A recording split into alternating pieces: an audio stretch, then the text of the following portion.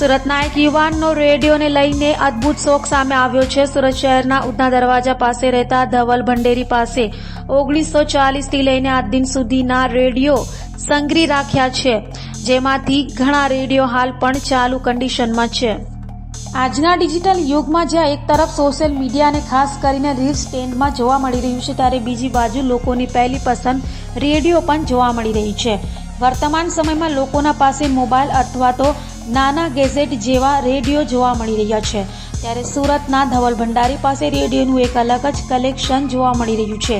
માનવામાં આવે છે કે રેડિયો યુગ ખૂબ જ અદ્ભુત હતો, ત્યારે ધવલ પાસે દેશ વિદેશની અનેક એન્ટીક રેડિયો જોવા મળી રહ્યો છે। ખાસ કરીને રેડિયોની વાત કરવામાં આવે તો તેમની પાસે 150 થી વધુ રેડિયોનું કનેક્શન છે, જેમાં નામાંકિત કંપનીને રેડિયો પણ છે। આ રેડિયોને તેમણે અલગ અલગ સ્થળો પર જાતે મુલાકાત લઈને પાર્સલ મંગાવી એકત્રિત કર્યા છે। તે સાથે જ તેમણે રેડિયોની મેન્ટેનન્સ પણ ચાલુ રાખી છે। તેમનો મકાનનો એક આખો જ રૂમ નાના મોટા રેડિયોથી સંગ્રહ કરવામાં આવ્યો છે। સુરત શહેરના ઉધના દરવાજા પાસે રહેતા ધવલ ભંડેરી પાસે 1940 થી લઈને આજ દિન સુધીના રેડિયો સંગ્રહી રાખ્યા છે, જેમાંથી ઘણા રેડિયો હાલ પણ ચાલુ કન્ડિશનમાં છે। આ બાબતે ધવલ ભંડેરીએ જણાવ્યું કે આજના જમાનામાં પણ ગામડાઓમાં રેડિયોનું ચલન ખૂબ જ વધારે જોવા મળી રહ્યું છે। એક સાથે મોટા સમુદાયને સાંકળી શકે તો આ રેડિયો છે, જેથી રેડિયો આજે પણ લોકોની પસંદીદા છે। મારી પાસે National, Panasonic, Murphy, Philips, Garrett, Sanyo જેવા કંપનીના 1940 થી અત્યાર સુધીના રેડિયો છે, તથા 10 થી 15 રેડિયો મેડ ઇન ઇન્ડિયા અને અન્ય વિદેશી બનાવટોના લાખો રૂપિયાના રેડિયોનું કનેક્શન છે, તથા model R725, FREQ, HS700Q, M9837 કે CSC 622, SWS RQ 565D, ICF 35 તેમજ નેશનલના ઓલ લેવ 9 transistor model T100, RQ 553, TS અને R5410B મોડેલ જેવા અનેક મોડેલ સાચવ્યા છે।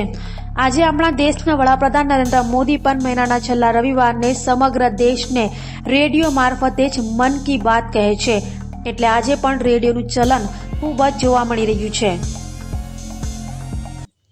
જી, મારું નામ ધવલ ભંડારી, રહું ઉધના દરવાજા, અને મને એક રેડિયોનો ઘણો મોટો શોખ છે, જેથી મારી પાસે એ 150 જેવા રેડિયો સંગ્રહિત કરેલા છે। આજના યુગે પણ રેડિયોનું મહત્ત્વ એવું છે કે આપણા જે વડાપ્રધાન શ્રી નરેન્દ્ર મોદી સાહેબ અત્યારે પણ મન કી બાત જે કરી રહ્યા છે રેડિયોના આધારે કર્યા છે, જેથી ગામડાના લોકો, શહેરના લોકો એક સાથે બેસીને અમને સાંભળી શકીએ। જ્યારે આજના ઝડપી યુગમાં મોબાઈલનો જે જમાનો છે તેમાં બધા અંતર્ગત અલગ અલગ રહીને બેસે છે, જેમાં રેડિયોનું મહત્ત્વ ઘટવા લાગ્યું છે। એના કારણે હું રેડિયોનો સંગ્રહ આગળ વધારીશ અને 150 થી વધારી હું સંગ્રહ કરીશ, એ મારે આગ્રહ છે। કેટલા જૂનો રેડિયો, ક્યાંથી ક્યાં? મારી પાસેથી 1940 થી લઈને હમણાં સુધીના ટોટલી રેડિયા બધા સંગ્રહિત કર્યા છે। એમાં અડધા ઉપરના ભાગ મેં મેન્ટેનન્સ કરીને ચાલુ રાખેલા છે અને અડધા ચાલુ કરવાની પ્રયત્ન કરીશ।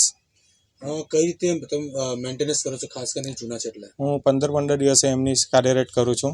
જે પ્રોબ્લેમ આવે છે તો હું જાતે જ બધું બનાવી દઉં છું, અને નાના રેડિયો પણ 2-3થી હું ચાલુ કરી દઉં છું।